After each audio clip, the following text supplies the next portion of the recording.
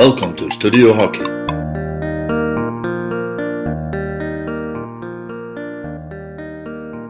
Thierry Weil dropped a small bomb last November in his very first FIH Global Congress that pretty much has gone unnoticed by hockey followers and media. Speaking about the playing surface, Weil announced basically two elements. 1. He called upon suppliers for turf, ball and footwear to work together towards the goal of a dry artificial turf by Paris 2024. The FIH wants no more water-based pitches by 2024 in times where water is a scarce resource around the world. Secondly, hockey can be played on any surface. Today, elite hockey requires water-based pitches. That requirement has been deleted from the rules, though for most major global events it will still be upheld. Media and hockey followers heard only the second remark and translated this into hockey will be played on natural grass again, creating false hope among Pakistani and Indian hockey fans longing for the good old days of their supremacy on grass around the world. The key of Weil's message, in my opinion, was never about a return to natural grass, but rather hockey can be played on any surface: grass, artificial turf, sand and those typical multi-sport hardcourt surfaces. Water-based pitches are not the one and only option anymore for competitive events. This is something we can all agree upon, I think. It's common sense. His first remark, however, is somewhat more controversial. No more water-based pitches by Paris 2024 for the elite events is a noble goal, but maybe not a very realistic goal. Let's listen to his words from this announcement during the FIH Global Congress in New Delhi, India from November 2018. Thierry Weil. I'm also really happy. Yesterday, the executive board you see here have made a strong decision. They have made a decision that latest, I'm saying latest, hopefully we can do it, make it happen before that 2024 Paris will not be played any longer on turf with water. We have to go away from the water system. We cannot be seen as continuously wasting water while maybe next door people have not enough water to drink. So it is an important decision, but it is a good decision, and I'm really proud that this decision has been made yesterday. It's now on us to work together with the suppliers, and this is turf supplier, ball supplier, and the footwear suppliers, to work together to bring up a new product which will equal to what the water turf will provide us today. So we're not talking about just getting rid of it, but getting a replacement which is definitely not using water, but which allows the players to have the same quality of play as we have today, and hopefully with the big goal that this entire thing will be much cheaper. Also, something I found out when I came and I spoke to people is that the impression or what people feel is hockey can only be played on turf with water. And we have to spread out around our family, because it is a nice and big family hockey, that hockey can be played on any surface. Hockey is a sport which is actually providing fun to kids, fun to people who play, and regardless if it's on turf, if it's on grass, if it's on concrete, if it's in a corner of a street, that's what we need to do. The goal is to increase participation and to increase the fan base. That's why we need to make this. I know, and when you talk to the actual players, all of those players tell you, I started on grass. But it's maybe just my impression that we need to put this message out again, that hockey can be played on any surface. So following this message from FIH CEO Thierry Weil, we decided to look for an industry expert to tell us more about their new developments regarding infrastructure. Arnoud Fiolet from the Netherlands is an entrepreneur actively involved in several hockey-related businesses. He will explain his company Recreational Systems International has 6 divisions, all related to sport and most also to hockey. We spoke to Arnoud in May 2019 about these developments. Let's hear from him.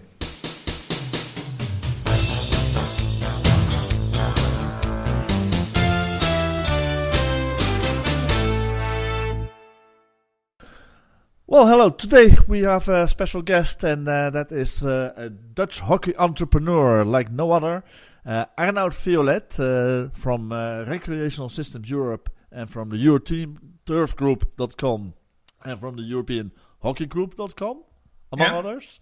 Yeah. And we're going to talk about what you offer to the world of hockey, because it is clear for everybody that infrastructure. That is the key thing that you want to develop if you want to grow the game of hockey. Without infrastructure, nothing can be done. Whether if you're a club structured country or you're a federation structured country, it doesn't matter. You need your hockey pitches and you need your other infrastructure to be able to grow the game. So that is a very key component for our sports here. But can you tell me a little bit about Arnoud Fiolet and your group of companies, your hockey-related businesses? Yeah, thanks very much, Ernst. Glad to be here. Our company, Recreational Systems International, which has 6 business units at this moment.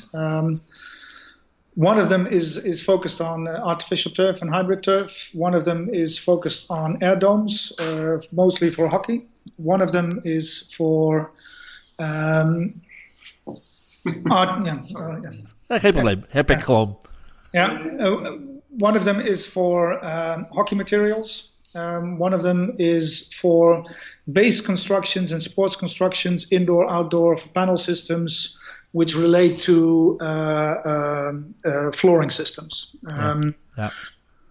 One of them is for LED systems, and one might also be interested for hockey because one of the LED systems is a system that allows algae and fungus to be destroyed by UVC lights. Okay. So we are active in 6 domains.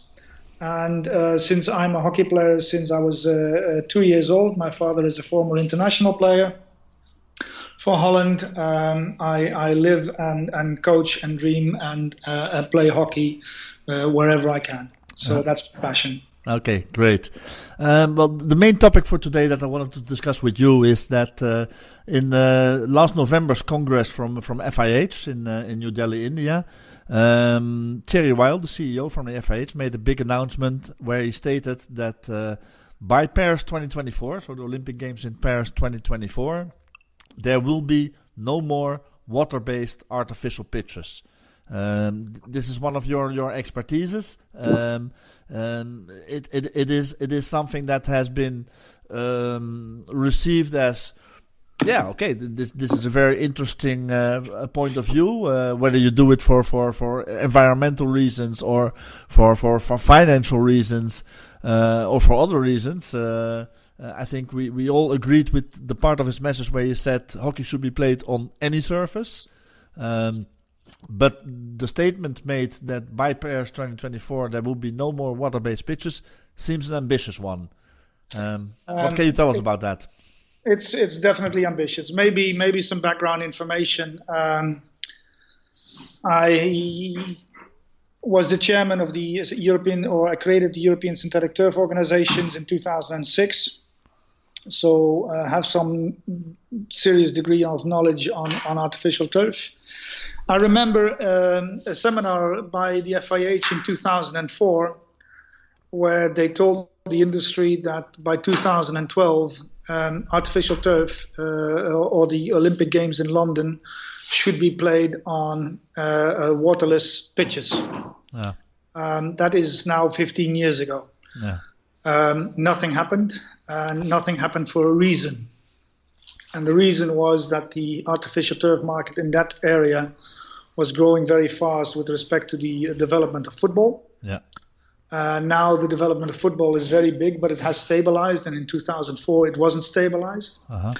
It was growing fast, so every artificial turf yarn and artificial turf carpet manufacturer was focusing on football. Mm-hmm. Now the FIH at last Congress last week at the European Synthetic Turf Council in Austria the FIH has done the same request to the industry. Please provide us with a waterless pitch, despite the fact that still 50% of hockey worldwide is being played on natural turf. Yeah. Development of a waterless pitch is very welcome. Paris would be very, very ambitious. Los Angeles has very serious water problems. Mm-hmm. So building 4 to 6 water-based pitches in a country which is not hockey-minded, with a lack of water, is definitely something that the FIH wants us to develop as an industry. Yeah. Problem that I see is that, and it's the same problem as we had in 2004, is that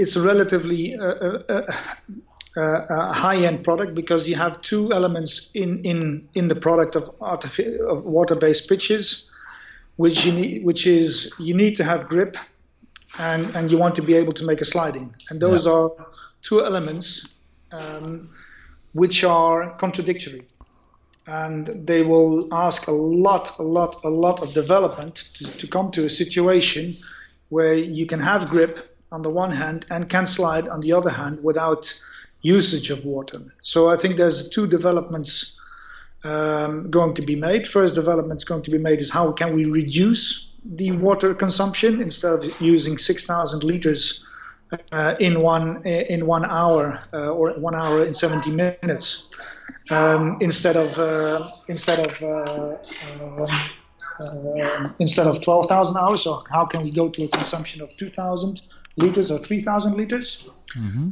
We make sure that the water doesn't evaporate, especially in hot climate zones. Yeah.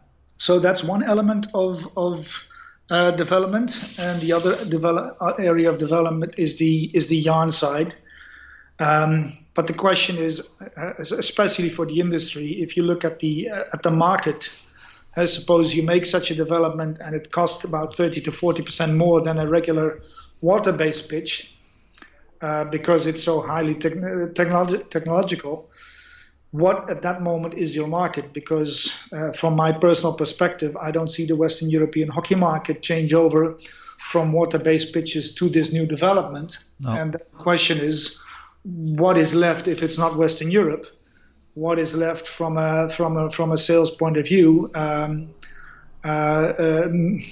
And if volumes are relatively low, so the cost of innovation is relatively high. The cost of payback is relatively low. So for me that's a serious question mark. Yeah. And the industry responded negatively in 2004.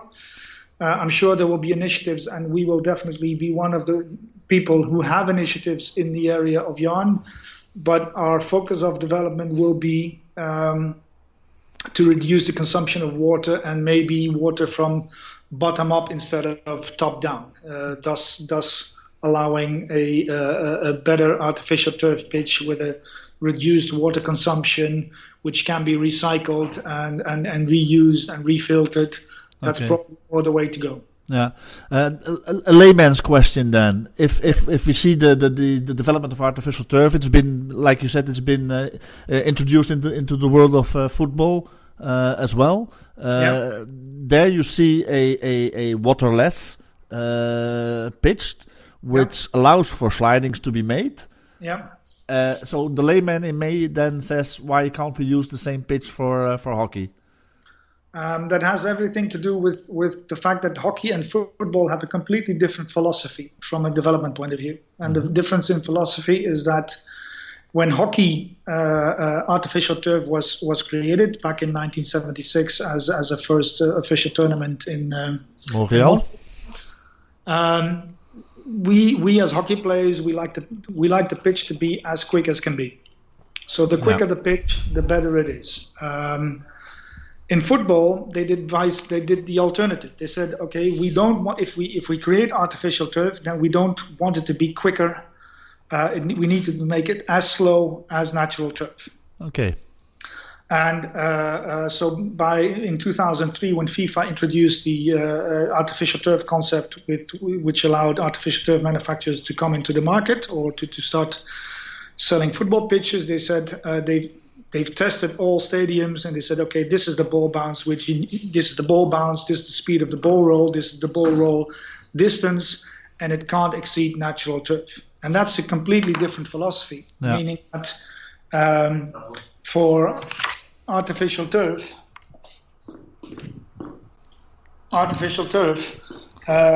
we want they need to be able to make a sliding, so they use rubber infill. Yeah. And the yards are relatively far apart in artificial turf for football, allowing the ball to be very slow, and the usage of infill. And at this moment, we've seen all over Europe a big discussion on the type of infill and the effects of infill. Uh-huh. Also in football, there's a development towards non-filled artificial turf to allow the disadvantages of the infills to be circumvented. Yeah. Would it be possible? Suppose that the world of hockey says, okay, let's agree that we want to slow down our game. Do you think in that case that will be one of the hurdles? If that will be removed, we could go to a faster development of a waterless-based pitch with more or less the same qualities we know today? It will open up definitely more opportunities. Definitely more opportunities. There's a joint development between FIH, IRB, and FIFA, which is called the One Turf concept. Yeah. So the One Turf concept is a concept that where development countries or developing countries that want to create sports facility, but they need to be multi-purpose instead of in Holland or in Belgium, where most of them is single use. Yeah. And the three governing bodies have said, okay, let's try to make a non-filled, a 3G pitch of 40 to 50 millimeters high with bit of a rubber in it. Let's make that so that it's allows all the three sports to be played.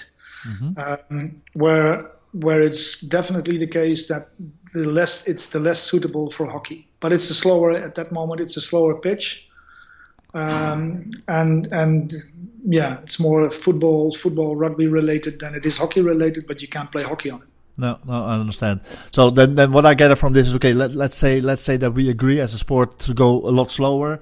We will be able to reach that goal from a waterless pitch. It will definitely make it easier. Things a lot easier, where you can easily develop infield systems compared to football. Yeah.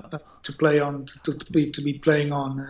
But suppose, and I think that will be the case, because if you love your sport and you don't want to slow it down.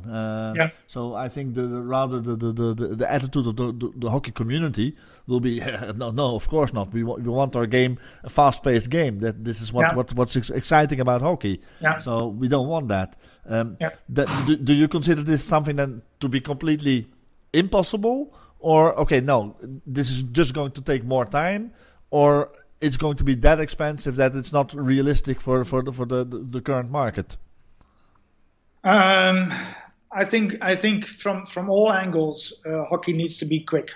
Yes. From a sportsman's point of view, the fact that hockey has received so much social media attention and so many viewers over the last Olympic Games during the World Cups has been because people that 20 years ago didn't want to watch hockey because it was too complicated. They didn't understand the game. There was too many whistles. Now they look at a game and say, well, that was fun to watch. Yes. I think that we, as a hockey community, we need to keep that alive. From a technical, from a environmental point of view, the fact that FIH says we need to reduce water, I think everybody would agree. Yes. The question is if it's going to be a no water solution or a 50% reduced water solution. And I think especially the 40, 50, 60% reduction is possible if we start developing constructions and not look at the pitch by itself as a single layer, but as a concept. That's where the possibilities lie. Okay, so for clubs in countries like Holland and Belgium, or for federations in countries where there's no real club system, the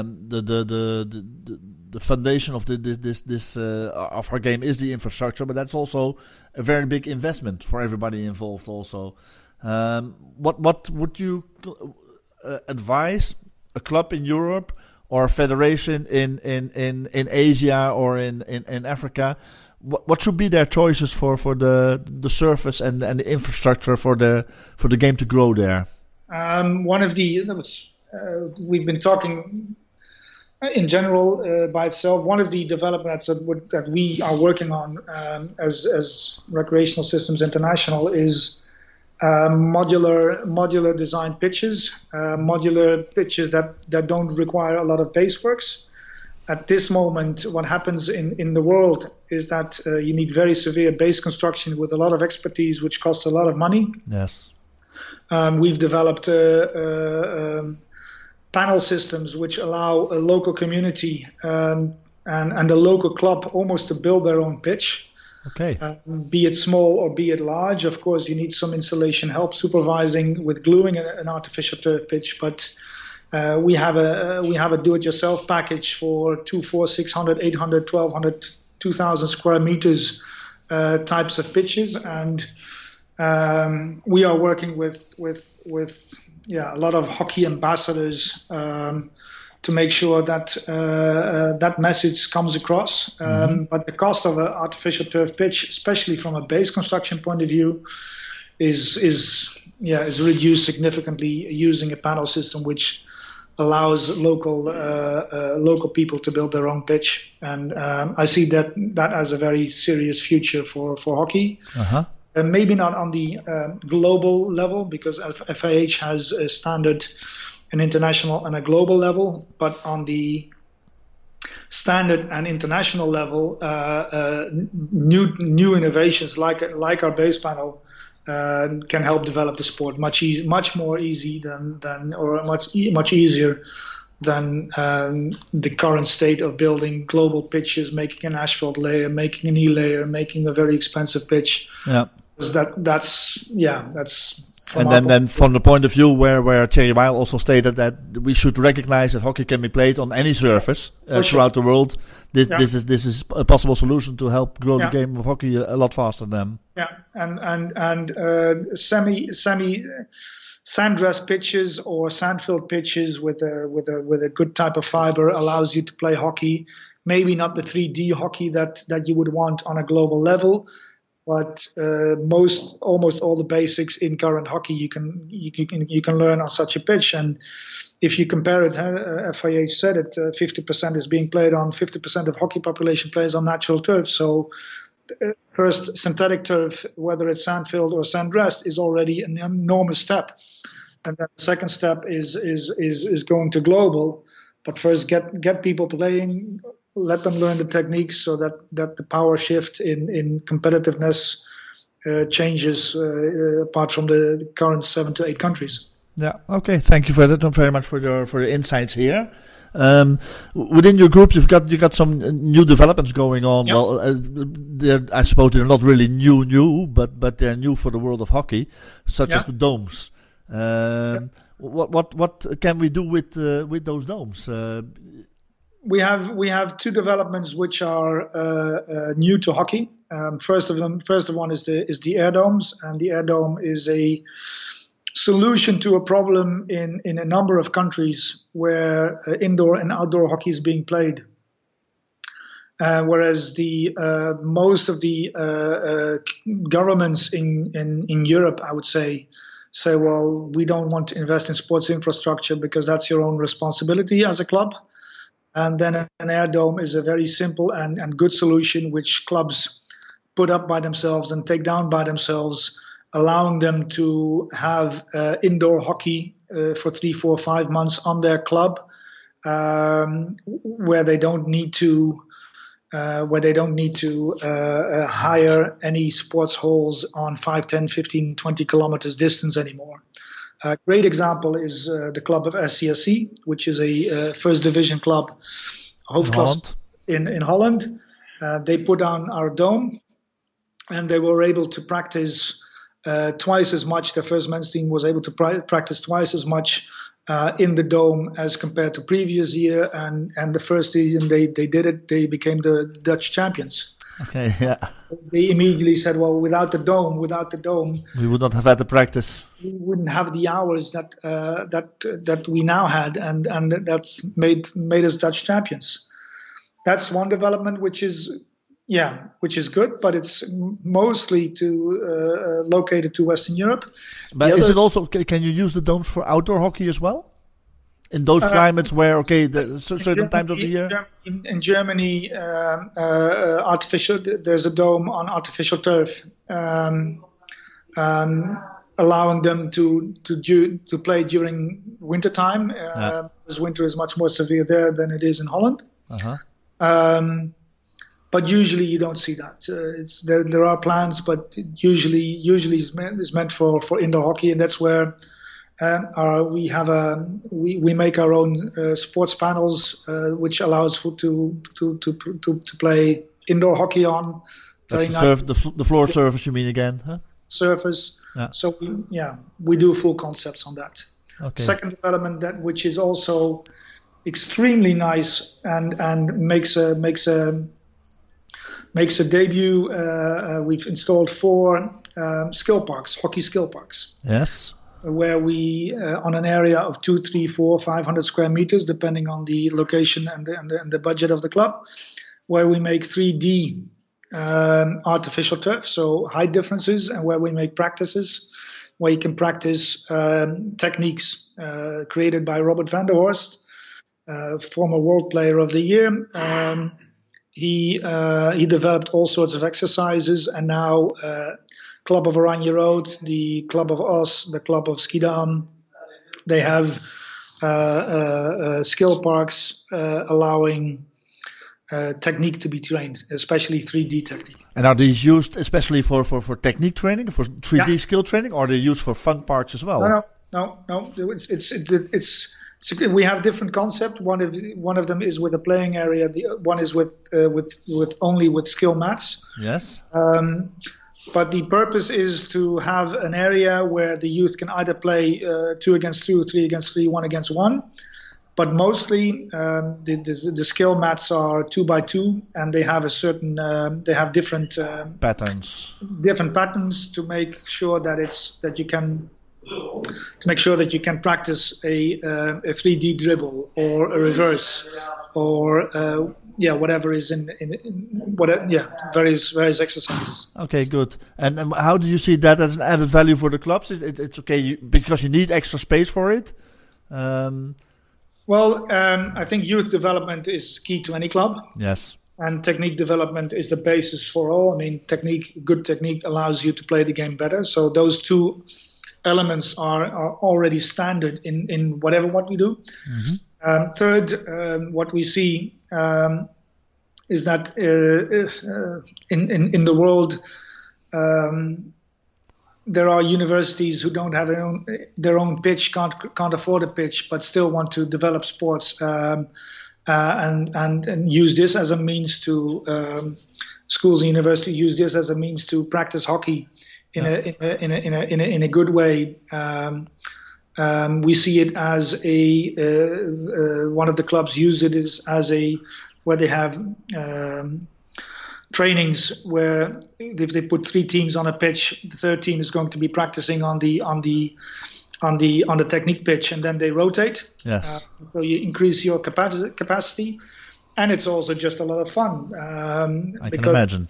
The colors we use are orange, are black, are blue, are club colors, so it stands out, and that allows also funding, sponsoring to come into those clubs to say, well, we don't want just sponsors who just don't want to give money to any effect. They say, well, let's sponsor a pitch like this because I want to put my name on this pitch because it's new, it's innovative, and it helps the youth, and that creates my image. So, okay, great.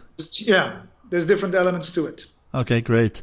Okay, Arnoud, thanks very much for your time and for your insights here, and we'll be talking to you once again in the future, I'm sure. Thank you very much, man. It was a pleasure to be here.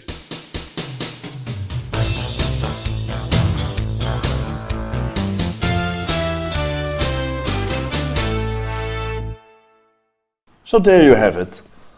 Though the message from industry experts regarding dry artificial pitches was not a very hopeful one, and the best we can do is most likely reduce the amount of water needed.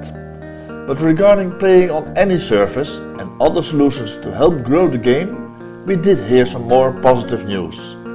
The industry is developing several new initiatives in terms of infrastructure to help grow our sport of hockey with domes, innovative panel flooring and skill parks as but a few examples.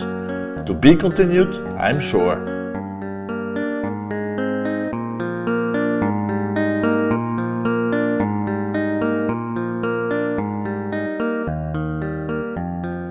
Thanks for tuning in to Studio Hockey.